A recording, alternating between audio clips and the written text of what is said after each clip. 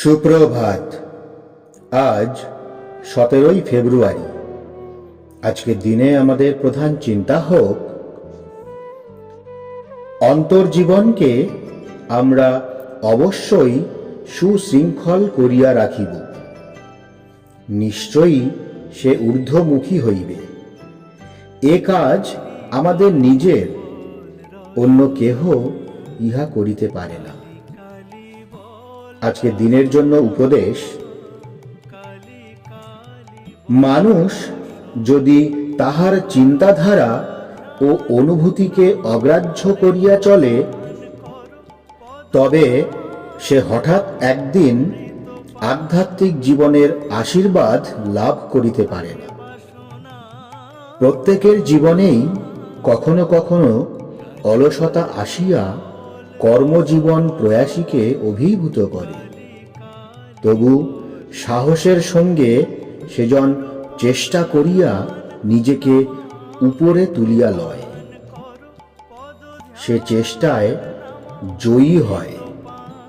যদি তোমার আগ্রহের অভাব হয়, সে অভাব দূর করো।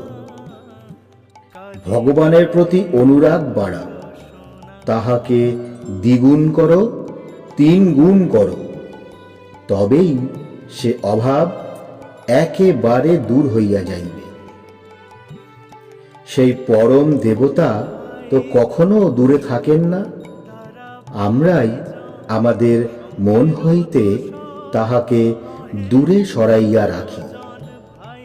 আবার আমরাই সরল বিশ্বাস, পবিত্রতা ও অনুরাগের জোরে তাহাকে কাছে টানিয়া আনি।